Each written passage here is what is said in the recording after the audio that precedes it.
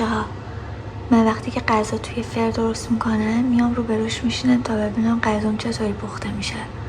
شما همینطوری یا من فقط خرم؟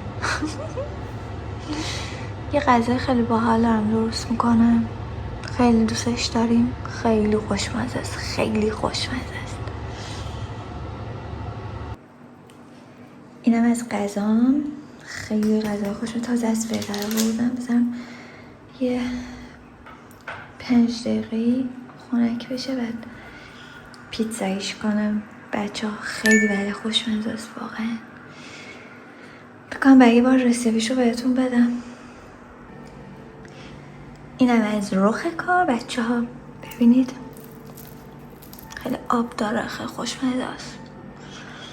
حتما بهش شما رسیپیشو میدم. و توند و سالاد، خیلی این کاسش گنده است، فکر نکنید کوچولوه.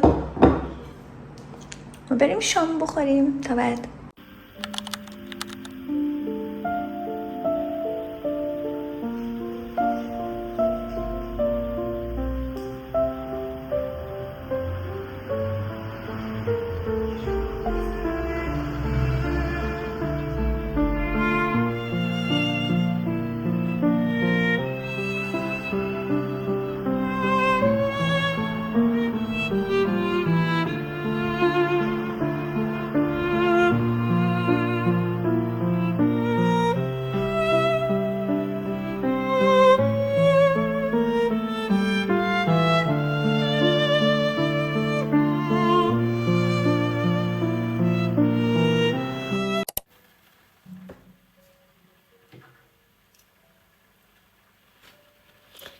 سلام دوستای عزیزم، به سومین روز از این ولاگ با من خیلی خوش اومدید.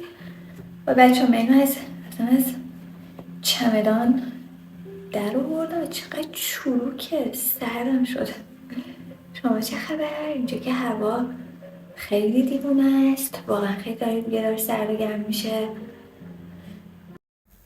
قبل از اینکه ولاگمو تموم بکنم میخواستم در مورد یک احساسی که معمولاً همه آدم ها تجربهش میکنن، مخصوصا آدم هایی که مهاجرت میکنن، خیلی به وضوح اونها بیشتر تجربه میکنن، صحبت بکنن. احساسی که ما آدم ها به دلایل مشخصی در موردش صحبت نمی کنیم. یکی از دلایلش از نظر من ناخوشایند بودن اون مسئله است. چرا که ما نمیخوایم توی چشم آدمی که داریم باهاش صحبت میکنیم ضعیف جلوه کنیم. و معمولا این مدل صحبت ها چون برای ذات انسانی ما خوشایند نیست، خب صحبت نمی کنیم یا خیلی کم با یک دیدگاه های دیگه میریم صحبت میکنیم. این موضوع و این احساسی که من میخوام در موردش صحبت بکنم ترس هست. ترس نه الزاماً به معنای شروع یک کار بزرگ، بلکه گاهی حتی رفتن به یک مکان جدید، صحبت کردن با آدم‌های جدید، کار کردن توی یک محیط کاری جدید و موضوعات این مدلی خودش رو به آدم نشون میده. البته من فکر میکنم چیزی که برای من در مهاجرت پیش اومد این بود که یه سری کارها که قبلا برام خیلی عادی بودن، نرمال بودن، اینجا تبدیل به چالش و ترس شد. که البته خود مهاجرت هم کم قول ترسناکی نیست. اما وقتی که آدم مهاجرت میکنه میفهمه که شروع دوباره فقط یک بار اتفاق نمیفته. این آدم توی که با هر قدمی که برمی‌داره باید دوباره شروع کنه، که البته خود این شروع‌ها همراه با ترسه. ترس به این معنا نیست که یک چیز ترسناک جلوی ما باشه که ما ازش بخوایم بترسیم. برعکس، من فکر میکنم که ترس خیلی اوقات خودش رو در یک قالب خیلی ساده و استتار شده میاره میریزه تو دل زندگیمون. مثلا تو میخوای کاری رو شروع بکنی اما جملاتی از این قبیل میاد سراغت. اول بذار اعتماد به نفسم ببرم بالا، اول بذار قیافم بهتر بشه، اول بذار فلان چیزو بخرم، اول بذار ببینم از پسش برمیام یا نه، بعد انجامش بدم. ولی خب به نظر من این جملات کاملا منطقی هن. اما بعضی وقتها پشت این بذارها یک چیزی نهفته است، چیزی به نام ترس. ترس از اینکه شروع کنم و خوب نباشم، ترس از اینکه اشتباه کنم، ترس از اینکه بقیه بخوام قضاوتم بکنن، ترس از اینکه اون چیزی که خودم توی ذهن خودم برای خودم ساختم یهو خراب بشه. یکی از سخت‌ترین چیزایی که من توی مهاجرت فهمیدم این بود که خیلی چیزایی که قبلا در مورد خودم میدونستم یهو کاملا عوض شد.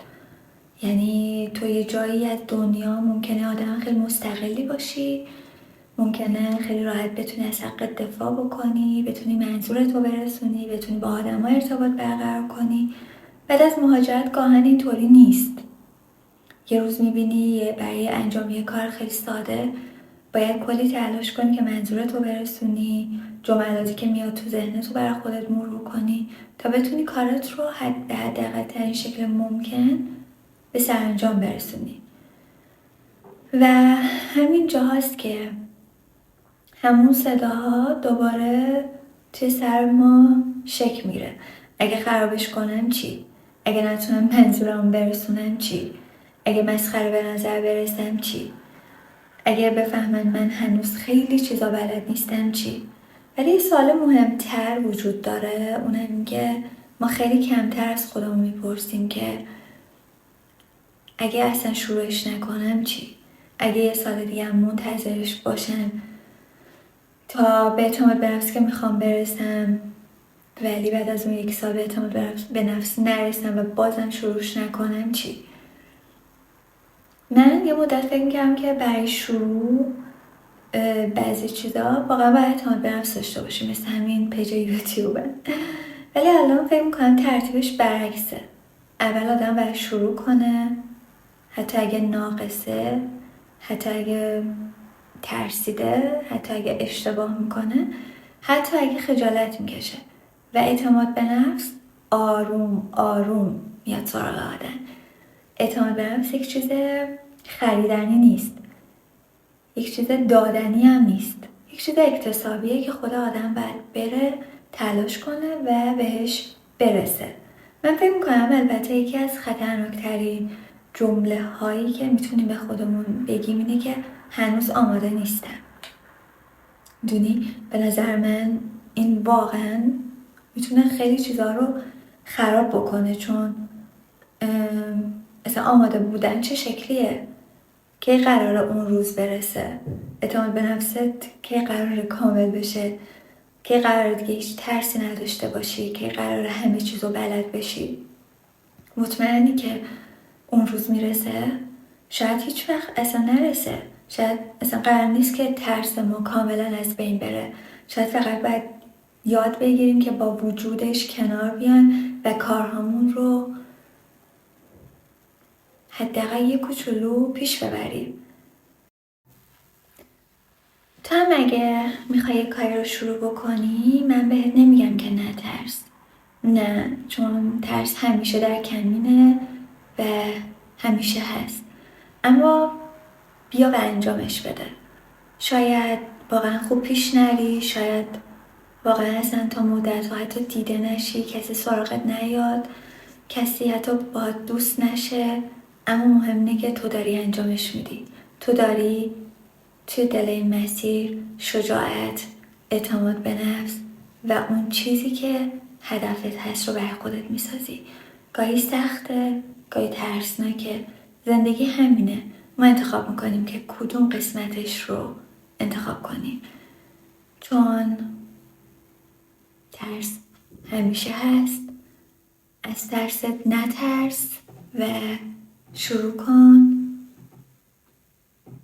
امیدوارم که ماها هر کاری میکنیم تهش موفق بشیم. واقعا مرسی که حرف من شنیدید. متشکرم ازتون.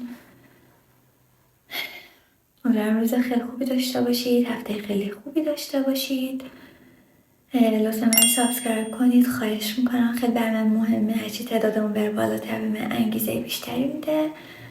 دوستتون دارم. تا ولاگ بعدی، خداحافظ.